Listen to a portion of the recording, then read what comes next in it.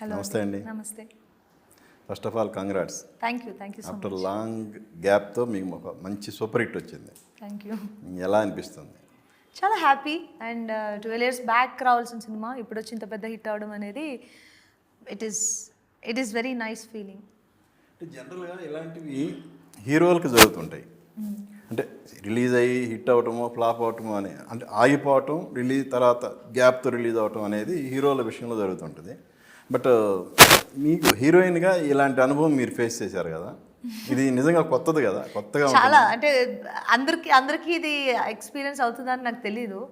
ఇది కొంచెం ఏమంటారు rare but you know nice. 12 years back రావాల్సిన సినిమా ఇప్పుడు అంటే రావడం ఒక ఎత్తు, అది ఇంత పెద్ద సక్సెస్ తీసుకోవడం అనేది it's a sweet surprise to all of us. Okay. కానీ ఇంకో విషయం, యాక్చువల్గా నేను సినిమా చూశాను. సినిమాలో కంటే ఇప్పుడు స్లిమ్గా ఉన్నారు 12 ఏళ్ల తర్వాత కూడా. ఏంటిది, ఎలా మెయింటైన్ చేస్తున్నారు ఏంటి? మెయింటెనెన్స్ అనండి, మెయింటెనెన్సే కష్టం. కష్టం, బట్ నా వర్క్ అలాంటిది. నా వర్క్ లైన్లో నేను చేసే తీరాలి. బికాజ్ పర్ఫార్మెన్స్కి చాలా యాడ్ ఆన్స్ ఉంటాయి ఎన్హాన్స్ చేయడానికి.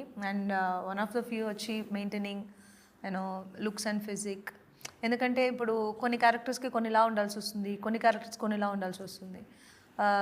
బట్ నాకు పర్సనల్గా అంటే ఒక క్యారెక్టర్ నేను టేకప్ చేసినప్పుడు అండ్ ఫిజికలీ మెంటలీ ఆ క్యారెక్టర్ డిమాండ్ చేసింది మనం ఇవ్వాలి అనేది నేను మైండ్లో పెట్టుకునే ఒక విషయం. సో అదే రీజన్.